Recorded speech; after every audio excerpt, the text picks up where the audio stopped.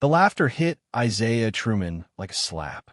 He stood in the doorway of the glass-walled boardroom, mop bucket in hand, and watched 50 faces turn toward him with expressions ranging from amusement to outright contempt. Someone whispered loud enough for the room to hear. Did the help forget which door to use? More laughter rippled through the crowd. Isaiah's jaw tightened, but his face remained still, a mask he'd perfected over 3 years of invisible servitude at Anderton Technologies. He'd come because Mr. Patterson, the facility manager, had radioed about a spill near the presentation area. But clearly, he'd interrupted something important. We're in the middle of a $500 million pitch. A woman in a pearl-white suit sneered, waving him away like a fly. Use the service entrance. Hey, before we dive deeper into what happens next, I'm so glad you're here with me.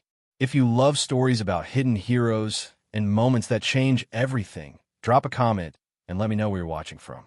Now back to Isaiah. He nodded once, swallowing the familiar taste of humiliation, and turned to leave. But then he saw him, Vincent Anderton, the Billionaire CEO, standing at the front of the room in a custom suit that cost more than Isaiah made in a year. Vincent was mid-sentence, gesturing toward a holographic display, when his hand suddenly jerked. The movement was wrong, violent.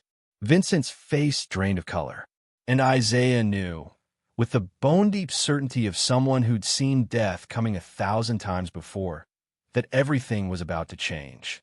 Vincent's eyes went wide. His mouth opened. No sound came out. Then the Billionaire collapsed. The screaming started immediately. Chairs scraped. Bodies surged forward. A man in horn-rimmed glasses dropped to his knees beside Vincent, shouting, "Someone call 911! Call 911!" But Isaiah was already moving. His bucket clattered to the floor, forgotten. His legs carried him through the crowd with practiced efficiency, muscle memory overriding the voice in his head that screamed, "Stay invisible, stay safe, stay hidden." That voice had kept him alive for 3 years, kept him away from hospitals, away from emergencies, away from everything that reminded him of Kandahar, away from a day he couldn't save them. Move. His voice cut through the chaos. Calm, commanding, unrecognizable as the quiet man who emptied their trash bins every evening. The crowd parted, shocked into silence. Isaiah dropped beside Vincent, his janitor's uniform suddenly irrelevant. His hands, steady despite the tremor that lived in them now, moved to Vincent's neck, finding the carotid pulse. Weak, thready, wrong rhythm. "He's choking," someone yelled. "No," Isaiah said flatly. "Cardiac event. Probable arrhythmia." His fingers were already loosening Vincent's tie, checking airway, positioning the CEO's head. "Someone get the AED from the hallway." Red box by the east stairwell. Now, a young woman with dark hair, Sarah Ellison, Vincent's executive assistant, stood frozen, her phone halfway to her ear. Isaiah had seen her every day for 3 years. She'd never once looked at him. Now her eyes were locked on his hands. "Sarah." He didn't know he knew her name until it came out. "Tell 911, we have a 52-year-old male, sudden cardiac arrest, CPR in progress. Probable ventricular fibrillation. We need paramedics at the north entrance in under 6 minutes, or he dies." She blinked, nodded, started talking rapidly into her phone. Isaiah's hands found the center of Vincent's chest. The old training flooded back, unwanted, unstoppable. 30 compressions. 2 breaths. Don't think about the blood. Don't think about the sand. Don't think about Rodriguez's eyes going empty while you worked. "Who the hell are you?" The woman in the pearl suit stared at him like he'd materialized from another dimension. Isaiah didn't answer. He couldn't afford to think about anything except the rhythm. Push, push, push, breathe. Push, push, push, breathe. Vincent's lips were turning blue. And somewhere in the back of Isaiah's mind, a door he'd locked 3 years ago swung open, flooding him with everything he'd been running from. A security guard, Thompson, Isaiah recognized him, arrived with the AED, hands shaking so badly he nearly dropped it. Isaiah grabbed it, tore open Vincent's shirt. Buttons scattered across the marble floor like dice. He positioned the pads with precision that surprised even himself, muscle memory overriding 3 years of deliberate forgetting. Clear. His voice held absolute authority. The machine analyzed. 1 second. 2. The room held its collective breath. Shock advised. Isaiah hit the button. Vincent's body jerked. The crowd gasped. Nothing. Still no pulse. Isaiah's hands returned to Vincent's chest. Compressions. Harder now. Faster. He was dimly aware of Sarah kneeling across from him, her eyes wide but focused, holding Vincent's head steady without being asked. "You've done this before," she whispered. It wasn't a question. "Afghanistan," Isaiah heard himself say. "Forward operating base." "I was a—" Vincent's chest heaved. A cough. Ragged, desperate, beautiful. "Air." The billionaire's eyes fluttered open, confused and terrified, but alive. The room erupted in chaos. Relief, disbelief, questions overlapping questions. But Isaiah barely heard it. He was looking at his hands, still pressed against Vincent's chest, and seeing other hands. Other chests. Rodriguez. Patterson. The young translator whose name he could never remember, but whose face he'd never forget. He'd save them too, but not for long. "Paramedics are 2 minutes out," Sarah said softly, and when Isaiah finally looked up, he found her staring at him with something he hadn't seen in 3 years. Recognition, not of who he was, but of who he'd been. And for the first time since he'd traded his combat medic uniform for a janitor's coveralls, Isaiah Truman felt the weight of his own invisibility begin to crack. "Who are you?" Vincent rasped, his hand weakly grasping Isaiah's sleeve. The question hung in the air like a grenade with the pin pulled. Everyone waited, and Isaiah realized he had a choice to make. "Isaiah Truman," he said quietly. "Janitor. 3rd shift." It was the truth. Just not all of it. Vincent's grip tightened on his sleeve. "Janitors don't. You saved my life." "Paramedics saved your life," Isaiah corrected, already pulling away, already rebuilding the walls. "I just kept you breathing until they could." But the sirens were wailing outside now, and the crowd was pressing closer, and Isaiah felt the air thinning in his lungs. Too many people, too many questions, too much like the aftermath, the debriefings, the investigations, the moment they told him Rodriguez didn't make it, that none of them made it, that his best hadn't been enough. He stood abruptly, nearly stumbling. Sarah's hand caught his elbow. "Hey, you okay?" Her touch was gentle but grounding. Isaiah looked down at her, really looked for the first time. She had Rodriguez's eyes. No, that wasn't fair. She had her own eyes. Brown, concerned, fixed on him like he mattered. "I'm fine," he lied. "You're shaking." He pulled away just as the paramedics burst through the door. Isaiah melted into the background, letting the professionals take over, letting himself become invisible again. It was easier this way, safer, but Sarah was watching him, and so was Vincent, even as they loaded him onto the stretcher. And so was the woman in the pearl suit, whose expression had shifted from contempt to something complicated. Shame, maybe, or curiosity. "Wait." Vincent's voice stopped the paramedics. He looked directly at Isaiah, past a dozen people who earned 6 figures, past executives and investors, and everyone who mattered. "I want him to ride with me." "Sir, there's limited space," the lead paramedic began. "I want him," Vincent insisted. "Please." The word "please" from a man who probably hadn't said it in a decade. Every eye in the room turned to Isaiah. He should say no, should fade back into the shadows where he belonged, where the past couldn't find him, where he didn't have to be the person who failed when it mattered most. But Sarah was still watching him with those impossible eyes, and Vincent was waiting. And somewhere deep in the locked room of his heart, Isaiah felt something stir that terrified him more than any insurgent's bullet ever had. Hope. "Okay," he heard himself whisper. Sarah smiled, small but real, and Isaiah wondered if he'd just made the biggest mistake of his carefully invisible life. The ambulance ride was surreal. Isaiah sat pressed against the metal wall while paramedics worked, monitors beeping, Vincent stable but weak. The billionaire kept staring at him with an intensity that made Isaiah's skin crawl. "You said Afghanistan," Vincent finally said. "What unit?" 3rd Forward Surgical Team. "Combat medic." "Why aren't you still?" "I left." Isaiah's tone made it clear the subject was closed. But Vincent didn't look away. Isaiah Truman. I knew that name sounded familiar. He paused, breathing heavily. You're the medic from the Kandahar incident. The one who kept 12 soldiers alive for 40 minutes under fire until evac arrived. Isaiah's blood turned to ice. You received the Bronze Star, Vincent continued. Your story was in every military journal. You were a hero. I was a failure. The words came out harder than Isaiah intended. 12 lived. 7 didn't. I couldn't. His throat closed. I couldn't save them all. The paramedic glanced up, sympathy flickering across her face. Vincent's expression softened. My son was in Afghanistan. 4th Infantry Division. He didn't come home either. The revelation hung between them like a bridge. That's why I built the company, Vincent whispered. Medical technology, emergency response systems, trauma detection software. Everything I wished had existed the day Daniel died. His voice cracked on his son's name. I've been trying to save him for 8 years.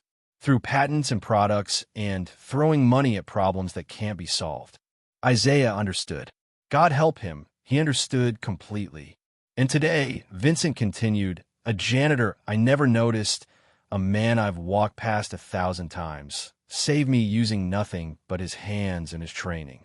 No fancy equipment, no algorithms, just presence. The ambulance pulled into the emergency bay. Vincent grabbed Isaiah's wrist. I need to know something. Why janitorial work? Why hide? Isaiah met his eyes. Because I couldn't trust myself anymore. Because every time I tried to save someone after Kandahar, I saw their faces. The ones I lost. I thought if I stayed away from medicine, stayed invisible, I couldn't fail again. But you didn't fail today. Today was luck. No, Vincent said firmly. Today was skill and courage and everything my company was supposed to be about, but forgot. He paused as the doors opened. I want to offer you something. A position. Head of Emergency Response Development. Help me build systems that save lives. Help me honor what you did today. What you've always been capable of. Isaiah's heart hammered. I'm not qualified. You're the most qualified person I've ever met. The paramedics wheeled Vincent out, and Isaiah stood frozen in the empty ambulance, the offer echoing in his ears like artillery fire. A second chance, or a second disaster. He climbed out into the harsh hospital lights and found Sarah waiting by the entrance, her coat wrapped tight against the evening chill. She'd followed them. Somehow, that terrified him most of all. You shouldn't have come, Isaiah said, not meeting Sarah's eyes. Vincent asked me to make sure you were okay. She stepped closer. Are you? I'm fine. You keep saying that. I don't think you know what fine means. Isaiah turned away, heading toward the parking lot, toward the bus stop, toward anywhere but here. You should go back inside. Check on your boss. He's stable. And he's not just my boss anymore. Sarah fell in a step beside him. He's someone who sees you. Really sees you. That offer he made was a mistake born from gratitude and morphine. Don't do that. Her voice sharpened. Don't diminish what you did today. You saved his life. Today, Isaiah stopped walking. What about tomorrow? Next week? When someone codes on my watch and I freeze. When I see their faces instead of the patient's face and my hands stop working. His voice rose despite himself. You don't know what it's like to have someone's life in your hands and watch them die anyway. You don't know. My brother overdosed 3 years ago, Sarah said quietly. I was on the phone with him. I heard him collapse. I called 911, stayed on the line, did everything they told me to do. And he died anyway while I listened. Isaiah's anger drained away. So, I do know, she continued. I know about the guilt, the what-ifs, the wondering if you could have done something different. And I know about hiding from it. She paused. But I also know that today, you didn't hide. And that matters. Before Isaiah could respond, his phone buzzed. Unknown number. He almost didn't answer. Mr. Truman? A woman's voice, professional. This is Rebecca Chan from Channel 7 News. We're running a story about the heroic janitor who saved Vincent Anderton's life. We'd love to get a statement. He hung up. The phone buzzed again immediately. Different number. Another reporter. Then another. How did they? Isaiah's chest tightened. Sarah's face went pale. The presentation. There were investors. Someone must have recorded it. Posted it. Isaiah's phone exploded with notifications. His hands started shaking. Not the small tremor he'd lived with for years, but violent, uncontrollable shaking. The parking lot tilted. Too bright. Too loud. Helicopter sounds that weren't there. Sand under his feet instead of asphalt. Isaiah. Sarah's voice sounded far away. Isaiah, look at me. But he was back in Kandahar, blood on his hands. Rodriguez screaming. The translator's eyes going empty. 7 body bags lined up while everyone called him a hero. Breathe with me, Sarah said, and suddenly her hands were on his face, forcing him to focus. In 4-4. Hold for 4. Out for 4. With me. Come on. He tried. Failed. Tried again. Slowly, the parking lot came back into focus. I can't do this, he whispered. Vincent's offer. The attention. Any of it. I can't. His phone rang again.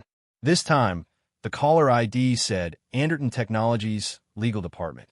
Sarah answered it, her hands still steadying him. She listened, her expression darkening. Understand. I'll tell him. She hung up. What? Isaiah asked, though he already knew it would be bad. The board called an emergency meeting. Someone dug up your military records. The full story about Kandahar. Sarah's voice was gentle but firm. They're concerned about liability. About Vincent making decisions while medically compromised. They're blocking the job offer pending a full investigation into your background and mental fitness. The words landed like body blows. They're saying, Sarah continued, barely above a whisper, that you abandoned your medical career for a reason. That you might be unstable. That today could have been an isolated incident and Vincent's gratitude is clouding his judgment. Isaiah laughed bitterly. They're right. No, they're not. Yes, they are. His voice cracked. I left because I couldn't handle it anymore. Because every patient became a ghost. Because I am unstable. Look at me, Sarah. I'm having a panic attack in a hospital parking lot because people want to call me a hero. What happens when real pressure hits?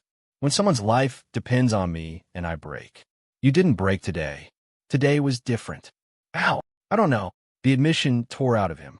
But I can't risk finding out. I can't be responsible for another life. I can't. His phone rang again, and he hurled it against the pavement, shattering the screen. Sarah flinched. The silence that followed was deafening.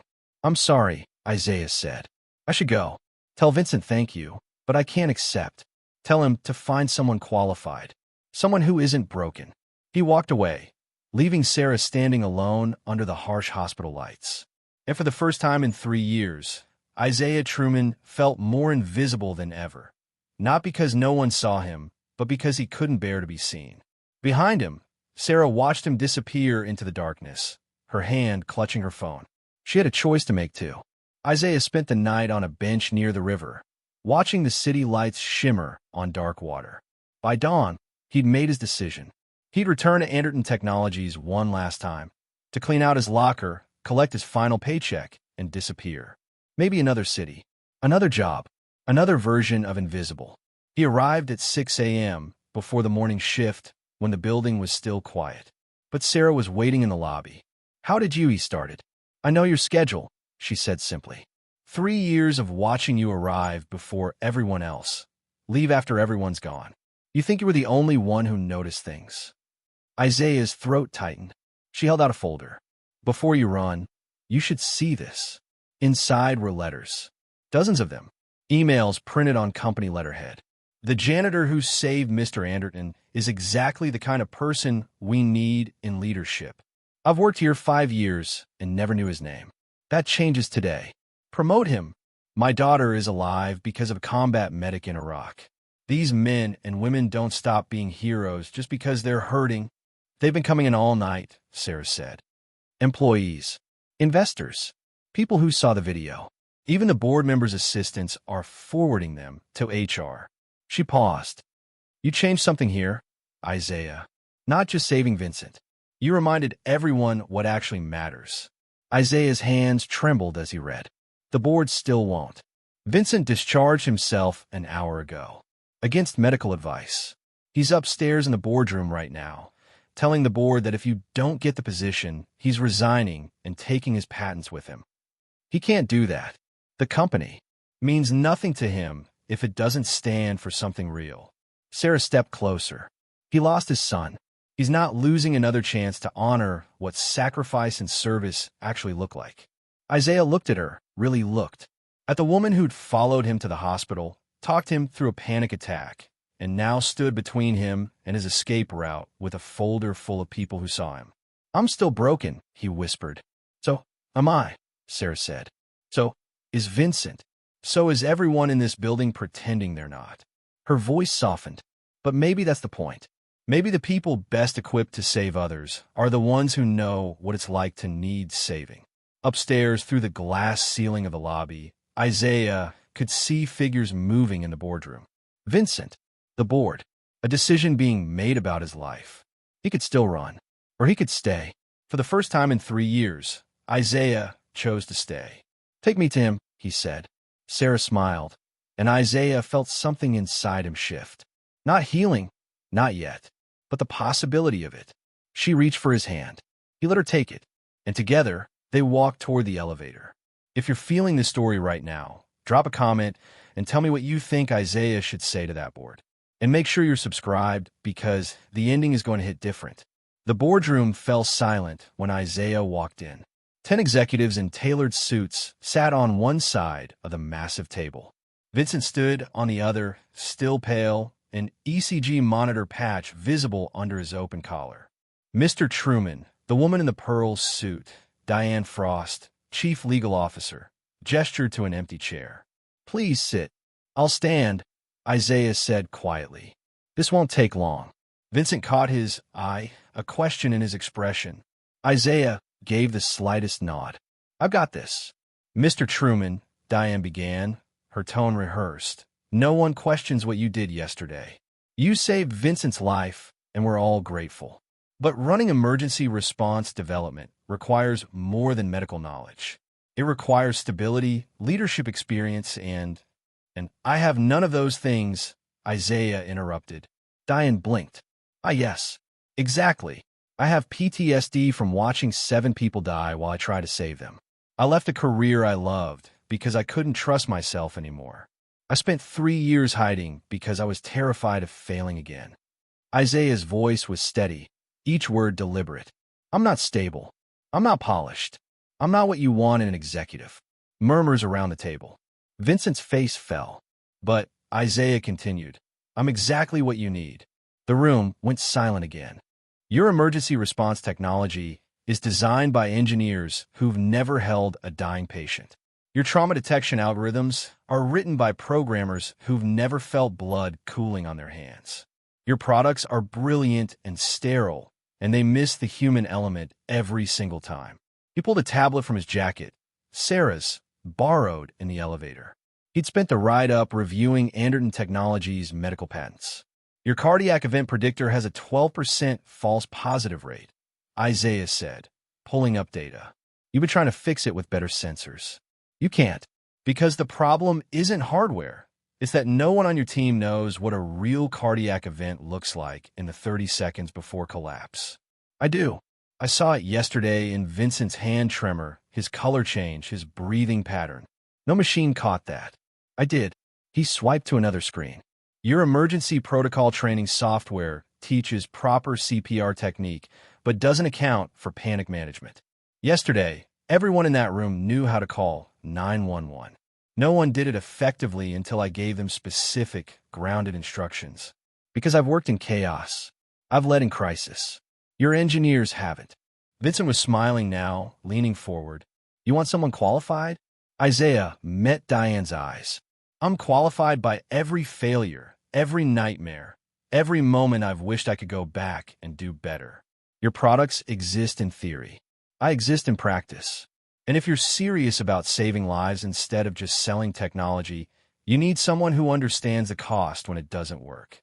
The board members exchanged glances. Mr. Truman, the CFO, spoke up. "Your military records indicate you left due to psychological unsuitability for continued service." "They indicate I was honest about my limitations," Isaiah corrected. "I didn't hide my trauma. I didn't pretend I was fine. I sought help, and when help wasn't enough, I stepped back. That's not weakness.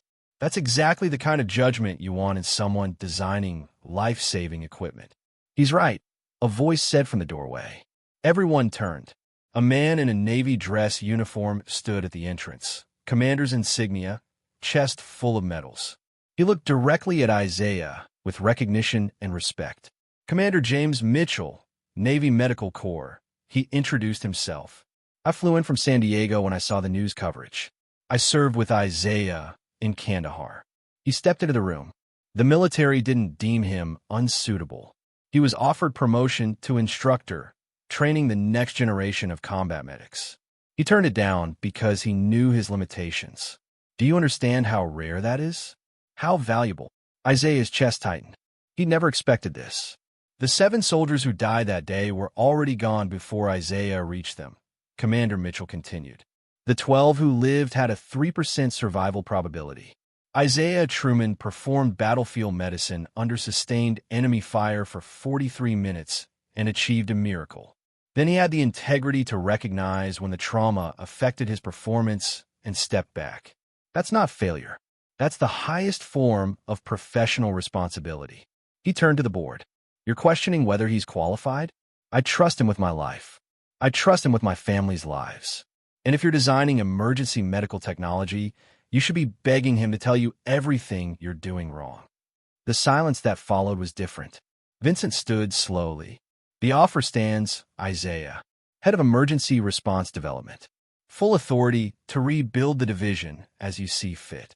And if the board can't see the value in that, they can have my resignation in writing within the hour. Vincent, you can't, Diane started. I can, and I will. Vincent's voice was steel wrapped in velvet. Yesterday, I learned that I'd walked past greatness for 3 years without seeing it. That ends now, in this company, in this culture, or I walk away and build something better. The board members shifted uncomfortably. The chairman, an older man Isaiah had only seen in photographs, cleared his throat. Mr. Truman, Commander Mitchell's testimony is compelling. And Vincent's point about corporate culture is well taken. He paused. If we offered you the position, what would be your first priority? Isaiah didn't hesitate. Fire anyone who laughed yesterday. Gasps around the table.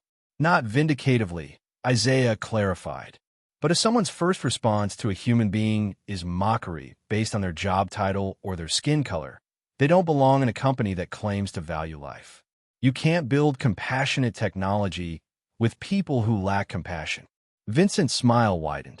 Sarah, standing quietly by the door, couldn't hide her grin. The chairman looked at his fellow board members. Something unspoken passed between them. Welcome to Anderton Technologies, Mr. Truman, the chairman said finally. Executive level. I believe we have much to learn from you. 3 months later, Isaiah stood in front of his new team. 15 engineers, 3 former paramedics, 2 ER nurses, and 1 retired firefighter, in a state-of-the-art development lab that still smelled of fresh paint. Our cardiac predictor just passed clinical trials with a 97% accuracy rate, he announced. That's 12% better than the previous model and the highest in the industry. Applause filled the room. But that's not good enough, Isaiah continued. 3% still die. So next quarter, we're partnering with Johns Hopkins to study the cases we missed. We're going to learn from every failure until the number is 0. His team nodded. They understood. Isaiah had built a culture where failure wasn't shameful. It was information. After the meeting, Sarah met him outside his office. She'd been promoted to Director of Strategic Partnerships, working directly with his division. They saw each other every day now, and Isaiah still wasn't used to how that felt. Good. It felt good. Lunch? She asked. Can't. I have a thing. Her eyebrow raised. A thing. A therapy thing, he clarified. Isaiah had started seeing Dr. Patricia Reeves, a veteran counselor who specialized in PTSD, twice a week. The nightmares hadn't stopped, but they'd gotten quieter. Then I'm speaking at the VA hospital about transitioning out of military medicine. Sarah's expression softened. Look at you, saving lives and helping others save themselves. Small steps, Isaiah said, but he was smiling. She kissed his cheek. They'd been taking it slow, building something real instead of rushing, and headed back to her office. Isaiah watched her go, marveling at how different the building felt now. People met his eyes in the hallways, knew his name, asked his opinions. The invisibility he'd clung to for 3 years had been replaced by something terrifying and wonderful. Visibility, purpose, connection. His phone buzzed. Vincent, board approved your proposal for the scholarship fund. Full ride for veterans pursuing emergency medical careers. First cohort starts in September. Well done. Isaiah leaned against the window, looking down at the lobby where he'd once pushed a mop bucket and felt the weight of the past 3 months settle into something like peace. He wasn't healed, probably never would be completely, but he was no longer hiding. That evening, Vincent insisted on buying him dinner, a ritual they developed, 2 men bound by trauma and second chances, trying to figure out how to honor the people they'd lost by helping the people they could still save. Daniel would have liked you, Vincent said over steak he barely touched. His health had improved, but the heart attack had changed him, made him slower, more deliberate, more human. He wanted to be a doctor. Wrote me letters from deployment about going to medical school when he got home. He sounds remarkable, Isaiah said. He was 23 and gone. Vincent's voice cracked, then steadied. But the scholarship program, those kids will carry his name. Your name. They'll become the medics who save the next generation. That matters. It does, Isaiah agreed. They sat in comfortable silence, 2 survivors learning to live with their ghosts. Later, Isaiah returned to his apartment. No longer the dingy studio above the laundromat, but a modest 2-bedroom that Sarah had helped him furnish. She'd insisted he needed space that felt like home, not just a place to hide. He was learning to tell the difference. His phone rang. Commander Mitchell. Isaiah, how's civilian life treating you? Better than expected, sir. Stop calling me sir. I'm retired too, remember? A pause. Listen, I'm organizing a reunion. The surviving members from Kandahar. 10-year anniversary next spring. I know it's hard, but we like you there. The 12 who made it, they want to see you. Thank you properly. Isaiah's throat tightened. I don't know if I can. No pressure. Just think about it. They remember what you did. They've built lives because of you. Kids, marriages, careers. They want you to see that your worst day gave them their best years. After hanging up, Isaiah sat in the dark, letting the words wash over him. 7 died. 12 lived. For 3 years, he'd only counted the 7. Maybe it was time to start counting the 12. His phone buzzed again. Sarah, you okay? You seemed distant earlier. He typed back, getting there. Coffee tomorrow before work. It's a date. Isaiah smiled. A real smile. The kind that reached his eyes. He walked to his window and looked out at the city. Millions of lights, millions of lives, each one fragile and precious and worth saving. Tomorrow, he'd wake up and try to save a few more. Not perfectly, not without fear, but he'd try. And for the first time since Kandahar, Isaiah Truman understood that trying, showing up, being present, using his gifts despite his brokenness, was enough. More than enough. It was everything. If this story touched your heart, do me a favor. Leave a comment, and if you haven't subscribed yet, what are you waiting for? We've got more stories about underdogs, hidden heroes, and the moments that change everything. Hit that subscribe button and join this incredible community.